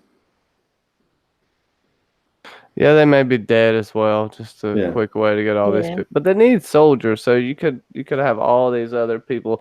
They could go get an alliance with Jose Martel of Dorn, Sunspear, the leader right now. Jose Martel in the chat. If you haven't seen that, that's one of my streams. I don't know. We'll link it at some point. But Yeah. Jose Martel for the win. But there are people. I don't know that they will go down to Dorne, but you have in the Westerlands, in the Stormlands, and even a little bit in the Reach, right? There's smaller houses that they can go pick from that maybe Cersei hasn't gotten a hold of yet, because she is getting alliances, but she's getting alliances through fear, and Dany's going to have to change her tactics because she's trying to do the same thing. Um, I feel like I'm just saying they kinda can't take beating the, her they head can't take against the the wall. Glovers back after they betrayed them twice. They gotta No. No. I, And they gotta roast those guys. it seems like they kind of writ them off because Tormund did say anybody who's not here is join the Night King. Okay, So, right. I Yeah, guess they may it's not, kind they of may not take care of it, but because they kind of writ them off, kind of like how. Yeah, it's hard to say, but if they do come back, it'd be an interesting twist, and then it'd be like, yeah, let's just behead Lord Glover, and then just take the rest of their army, even though we don't know how big the household army is for the Glovers, because they didn't want to fight for John in the first place. So, yeah. Well, I guess anything we want to kind of mention that we haven't really talked about in this episode. did we talk enough about the Jorah's death? We did talk in the beginning about that, right? Not really, but we can talk Well, about I it. went on the whole spiel on it on how that is maybe that was in my video. I think I'm maybe in getting your video. conflated here, but that's her father figure. That's the person she trusts most in this world, as much as she doesn't even want to admit it after he betrayed her. She still trusts him more than anyone that she has around her at this moment. Barristan Selmy's gone. She may trust Missandei more, but that's going to waver. Missandei is definitely going to tell her the truth about her plans because that's Missandei. And Jorah guarded her against her worst impulses, blah, blah, blah. He was her conscience, in a sense. Stopped her when she herself was thinking that she was a little cold. Like, she even thinks that to herself sometimes, that she should love. She should be feeling something, and she's not. So, but I'll shut up. I also thought that he's also practical and not just her moral conscience. I remember him arguing with Selmy that time about, Rhaegar fought, bravely and Rhaegar died or whatever. And, I think he was in favor of getting the Unsullied, and he was, he wanted her just to sell the dragon eggs and, go live a rich life or whatever. Seems like he's like the practical voice. Whereas but he slowly, he is the practical voice. She's the more emotional and lets her emotions decide, which a lot of people in this series do. In any case, I really liked him, and I thought the way he went out was fine. I know it was cheesy and cinematic and whatnot. He got stabbed and he got back up and all that, and the dragon came. I thought, I think he got the death he deserved, or the death we owed him. Yeah, I think it's the way that Jorah would have wanted to die, which was protecting his Khaleesi. We'll quickly go over the Imagination Realm. She did a news article for us again this week. I'll pull it up, and there is some updates on the Bay of or the Pool of Dragons, not the Bay of Dragons. I think we're talking about Dario, something about the Bay of Dragons. So basically, for the Imagination Realm, go check out the website and the Imagination Realm on Facebook. There's a Facebook group there.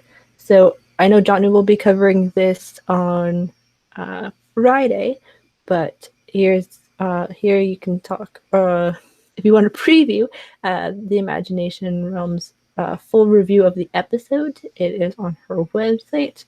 And then we got the Pool of Dragons results from episode 3.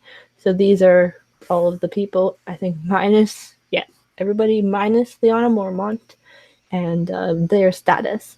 So as we can see, Theon was about 56%, almost 57% gonna die. Mel was the strongest leader in this, and that she was gonna die. It's crazy to see like how the pool of dragons changes and how many people think that certain characters are gonna die or not. Go check it out. Actually, we will look at it if I can pull it up right now. And okay, so Close them porn tabs. I don't have it. Shut up. So we got the most predicted as alive. Sam, baby Sam, is still very high in this list. Tyrion has jumped, I think, Tyrion has jumped significantly since the last time we really like looked at it this way, because I think he was near the bottom. So that's surprising as well. Arya, I think she jumped as well. Missandei jumped very high. Same thing with Gendry. Let's see who's at the obviously the Mountain has like not even a percentage of how they're gonna die. But yeah. Well, to be fair, he's already dead, so that's an easy one. Yeah. I'm joking. Just trolling my friend the imagination around. And then Euron has 73%. Cersei, I think she still has the highest percentage of dying. I don't know. I think it's pretty hard pressed to say that she's not going to die, but I think that there's always a possibility. They still have Dario in here, which I'm just like, is he going to come back? I did a video a long time ago. If he doesn't, he lives, right? Is that what it means? I guess so. Unless there's like a cutaway and him sitting in a chair and just dead or something. I think he may come back. I did a video a long time ago about it. That he I think he'll choke on a peach in like a side scene. Yeah. But yeah, so we've got all of these people. If you haven't, I will leave the pool of drag. Although you cannot join it anymore, I will leave the link in the description once this is updated, and I'll put the pool of dragons in there so you can check it out for yourself every week and check back and see what people think. So go back. This is just some stuff about that. There was some news articles this week. Including the fact... news. Yes, Sansa. I love the news. Would you show me the catchball dagger? That's mine. I get all royalties. You want the catchball dagger? I don't want it. It's my catchball dagger. What the hell? So you can apparently now on the HBO... it's sold out. But on the HBO shop, you could have bought sold out of one? There's only one in the world. What? You can have bought the cat's paw foam blade from this show to go with, I guess, now your Arya Stark cosplay for all of the cons and conventions that are showing up, which would have been pretty Look out for me at Con of Thrones dressed up to the nines, just like Arya. So you got the cat's paw dagger, which is pretty cool.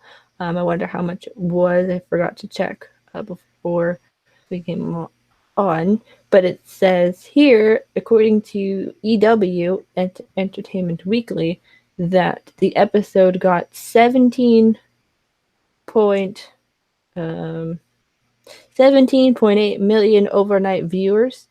Oh, shoot. Now it wants to play the video of Arya killing the Night King. But, yeah, so 17.8 million. It precedes the final season premiere earlier the month that had 17.4 million views. So we're gaining traction here. I think we may get the highest views continuing on because I think all the rest of them are supposed to be 80 minutes. or so on and so forth. These last couple of um, articles just talked about who lived and who died. Carice Van Houten, aka Mel's perspective on the Game of Thrones battle, and Liana Mormont talking about her death as well. So I'll leave this in the description below, and you can also check it out on the Imagination Realms website, where they also show some Aria art and all of that fun stuff. So yes, go check out the Imagination Realm. There'll be another new segment on Johnny's channel on Friday. So if there are, hold on, let me just pull back up everything here. So oh my gosh, I can't pull up the tab. Okay, so any more, yeah, any more questions in the chat? Whatever happened? Oh, Julianne, Old Nan, the actress who played Old Nan, died before the series ever premiered, I believe. So, yeah, I think they just kind of quietly wrote out her character. Yeah, But I yeah. was gonna make a joke, but I'm horrible and I'm not gonna do that. Um, yeah, I didn't see. Let me see. Who's going to Con of Thrones? You going to Con of Thrones? Sir Stefan. Peer No, pressure. Peer no, pressure. Peer no, pressure. no way. No, No, nobody's gonna be there. I don't know what you're talking. no, no. Um, Oh, it was the cat's paw dagger was $35. Okay, thank you. Yeah, I'll be getting one. As far as Julianne 89 made a question, my name is Jose Martel. Prepare to die. No, not that one. But do you think Melisandre brought anyone over from Volantis? I hope so. I hope she has Red Priestess in disguise, undercover, spreading the word of Daenerys Stormborn or the Dragon Queen, like we've seen over in Essos. They've tried to do this in the past. I don't know why she wouldn't do this now. It makes no sense that just she would come back alone. I think she would bring a little bit of firepower. If it is that important to the Red God, then why not bring some more preachers or priestesses over? And it kind of calls back right to the. It's okay. It calls back to the what's his name? Oh my gosh, what's the one-armed dude's name in Fire and Blood that stormed the dragon, caused the rising of the dragon's pit? The shepherd. And I think it'll kind of go back Mhm. there. I think that's gonna be the only thing that saves John and Danny in this war. They can't really get enough people. They're gonna have to like the people are gonna rise up, and Cersei's gonna blow the damn thing up when people get there, just like Ares wanted to do. I think Cersei is gonna achieve, at least in the books, for damn sure, because she's going crazy with the wildfire. She watched the Tower of the Hand burn down. She stood there for like 12 hours and watched that shit burn. She, but that's book Cersei. Still, I do think it's gonna blow up. Did you But think Tyrion was in the walls or something? Is that what that was? Exactly. Yeah. Mhm. Yeah, it's just Book Cersei is crazy. I think they may touch on how crazy she is in the show, but not too much. Um, Katrina Torres says, "What do we think about John's reaction will be after he finds out that Arya was the one to kill the Night's King?" I think he'll be pretty proud of her. Relieved. Relief. Although now a lot of people are saying that John was yelling for Arya to go get Bran. I'll have to rewatch and rewatch and rewatch that sequence all over again to figure that out. I don't know. I think it's what we want to make as a connection, unless it's strategic evidence of there is a little girl running, or little girl, a young lady running around the battlements before obviously going to Bran. Yeah, so I don't know, but I think he'll be very proud of her and what she did. Um, it just suspends reality when she just jumps out of nowhere, and it's just like, No, that doesn't. Like, I would argue with that because she has trained, like, especially in the book, she's so damn quiet. She she learns how to walk without making a noise. And Varys can do this, and he's huge. He's just he can prance around. He may be a mermaid. He may float off the ground. Whatever. But I think Arya is set up for this. I see what you mean as far as it's kind of crazy how the Night King was snuck up on so easy. But he wasn't really snuck up on, but he didn't see the ambidextrous move. Apparently the Night King can't use his left hand. But she shouldn't have screamed though, because he may not have that known. was weird. That was weird. Yeah, if she didn't scream, it would have just went down. So, well, she had to scream, or it would have went down too easy. Even though, that's an oxymoron. Okay. Well, you were pointing out all the logical fallacies, or Mackenzie was. If we're trying to. I mean, I'm just trying to give an alternate point of view here. I like to play devil's advocate, even though I may agree with Mackenzie. Yeah, I still liked it. Like, I liked watching it. I enjoyed it. Yeah. I thought it was a culmination of everything she's worked toward. So, still, but like OTDA said, I thought it was a nice touch when the wind blew by. She was so fast, quick as a snake, even though we haven't seen her run that fast, honestly. But the wind blows by, and then you see her leaping out of the darkness. It's really cool. And she is death. And she took out death. Which I said before, she paid her price now to the Faceless Man. Mm-hmm. You kill someone who doesn't let death live. I mean, I think you paid what you owed. I think there are far more people she let die and let go to that. Oh, go ahead. No, it's just the payoff to her scene with Brienne, with her flipping with the cat's paw dagger, with it dropping from her higher hand to her lower hand, which is a nice callback. Peter Griffin says, I still think she should have screamed oysters, clams, and cockles, but that's just getting towards the Night King, which would have been hilarious. Pete, I think we can dub that over and make that as a video, as a meme. From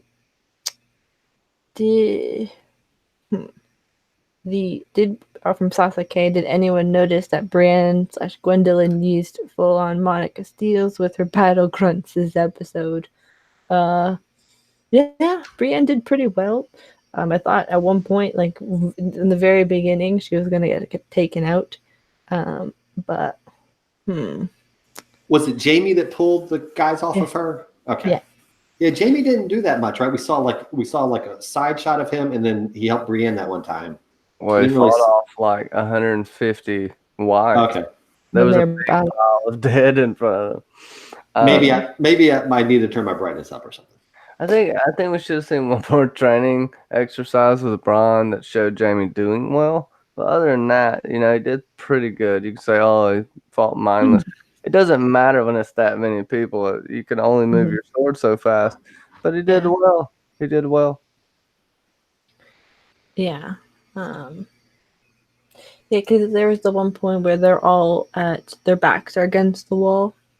But yeah, so it was a good idea. They kind of didn't show us it, but they did at the same time. It just seems like one person would have gone down, but that's besides the point. I think we kind of hit on everything. We kind of know that certain characters are alive next episode, that kind of had their off-screen disappearance, but they've come back. I guess my final question before we wrap up is, will we get to see some of the cleanup, or all of the cleanup will have happened by next episode, and we're just we're going to deal with the cleanup as it comes, do the ceremonial burning, even though they didn't do that beforehand, and all that, because it's highlighted in the preview, just them burning the dead. So, do they need to burn them if there's no more Night King? I don't know. I think it may be a little hard to dig mass graves. Yeah, okay. In the winter, it's not that hard. I know, because from our own, in our own time, you can dig a grave in winter, but to dig a massive grave with not that much. Sweet burn. Sweet logical burn. No. I didn't really even think about that. That's a good point, Sasa. Because the tundra, the frozen, what would you call it? What's the word for the frozen top layer of soil? Oh my gosh, it's a nice word. Can anybody think of it? The permafrost. Permafrost. Okay. There we go. Can't think of permafrost. I need to take a break. But yeah, that's a good point. Also, why didn't you? I don't know. I would think you would have actual archers. Just a few archers is all you need. Is to start burning dead people immediately during the battle. That would be almost an emphasis, and then you have all of them raise up. It's a cool scene. But damn, I just want to say this. Where were the White Walkers? I wanted to see a battle scene with Arya and one of the White Walkers. Now that she killed the Night King, we don't have to see that. But Jon and one of the White Walkers, yes, we've already seen that. But there's other people, right? You could have Brienne and a White Walker. That would have been a badass fight. But, that's just me projecting my hopes and wishes. Other than that, I give it an 8.5. Yeah. 8.5 what? This is an episode. I have to say, maniacal Melisandre musings. I don't know. I should have thought of it. But yeah, I'll stick with that. Yeah. I love the show, and I always give the show a great score, but I'm going to give this a 6.5. Hard to tell what's happenings. Holy balls. I understand that, though. Yeah. I do understand that one. I totally get that. Chat, leave your ratings, as you always know, in the comments or in the side chat here, because it's just awesome to read them out. I'd give this episode, I want to say, an 8.5. It's been like my real thing these last couple of episodes. It's not super good, but it's not like terrible. I like 8. No, in the beginning, or on Monday, I said 8.75 to a 9. I'll give it the 8.75. Like I had talked about before, it was good. We got a lot of good shots, even though you couldn't see them. But when you turn up the brightness on your computer, if you have Photoshop and just use it as your screensaver, it's perfect. I wonder what this battle will be called. Will it be called the Battle for Winterfell? Because we always get cool names. So I'll give this 8.5 battle or 8.75 battle names to be determined. So Battle for the Dawn. Yeah, the Battle for the Dawn. So Sir Stefan, where can the people find you on YouTube and any other places on social media if they want to follow you if they haven't found you already? Type in SEPTA, SEPTA, Shayna, SHAENA. Thanks so much for having me on tonight, Mackenzie and John. No problem. Wasn't me. I didn't do anything, I swear. No, that was me because I hit the table. Johnny. Oh, hey, I got something else to say though, Johnny. First, Yeah, I forgot to give you my elevator speech. Okay, if you like text-based tinfoil and other coconut notions, type Septushena in your search bar. Okay, you're up, Johnny. That's awesome. No. You can find me at Johnny Be Crazy. I just did a breakdown. For what it's worth, there's a funny little Tormund tinfoil theory in there about Tormund dying. I won't give you more than that, but just watch it. It's okay. Whatever. I worked hard on it. There will be a quick advice and fire. Brienne of Tarth coming up soon. By Sunday, that will be out. Also, I'm going to be doing an Arya and Gendry relationship video. It's going to be called Puppy Love. You know, the Hound's going to be watching in the background. You know, you're going to want to watch that. With that, Friday, Nooners of Ice and Fire will be at 2 p.m. Eastern. So I think you called it Picking Up the Pieces. Picking up the pieces, yes, and we'll be picking up the pieces of my life during that, and also Winterfell. But mainly, it's going to be a therapy session for me. I'm just kidding. But come check that out. We'll have a good time. Come check out the Cylon Johns, where we just get wild and crazy. Clarissa Thompson and Bobby Catalano and Julianne89 are there, and also we have Amy True and John St. Baptiste. Mackenzie L. Burns, I cannot forget, but it's a spoiler-free rewatch, and we have a lot of fun, so you got to come check that out. Other than that, you will see my face everywhere. You'll get tired of hearing me, but please, just love me. Love me. That's all I want you to do is love me, but touch sauce buttons, respectively. Also, you can find Johnny on Patreon, where he has extra content or early access to some of his videos. So, before I give my final spiel, which you all know it's basically the same things all the time, let's read out some chat ratings. So, Sasuke gives this 9 out of 10 necklace drops. Adrian Egdeman gives this 9 for the good boy, 10. Good boy, 10. 9 out of 9 good boy Theons out of 10. Jesus, it took a second to me to realize this. It's Catherine. Catherine Harding. Julianne gives this 9 Jorah's mesmerizing fatal blows. Katrina Torres gives this 9 out of 10 only because lighting. The Imagination Realm gives this 10. Arya the greatest of all time, or GOAT.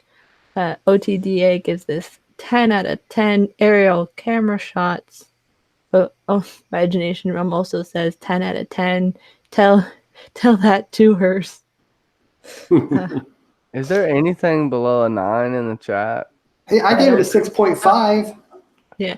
I Linda Smith said in the chat. Okay. Not curmudgeons. Linda Smith says 6 out of 10. Where was the veil? Sasuke also gives this 9 out of 10 flaming Arax. Julianne gives this 9 brands going to his special place. Whatever that is. Or Imagination Realm says 10 out of 10 David and Goliath Mormonts. Or Theon Starjoy Emmys. And yeah. So with that, you can find me on my channel here every Wednesday night, where we'll be covering the next episode 4 of Game of Thrones. I'll be putting out my reaction to the next episode pretty much as soon as I can, Mondays. And yeah, they're good. I'm working on them. They're like my first couple of reaction videos. I'm getting better. There's always could be some work, but I'm getting better. The last one wasn't as good as it could have been, but that's nor here nor there. You can also find me on Johnny's channel. You can find me on Cylon Johns, and my Facebook and everything for Stepta will be linked in the channel will be linked in the description once this is over. And yeah, it was so much. Thank you so much, Sir Stefan, for joining with us tonight for this episode. And yeah, thank you everybody in the chat, and thank you to Johnny for always being there on Episode Club. And yeah, we will see you all in the next one. Bye, everyone.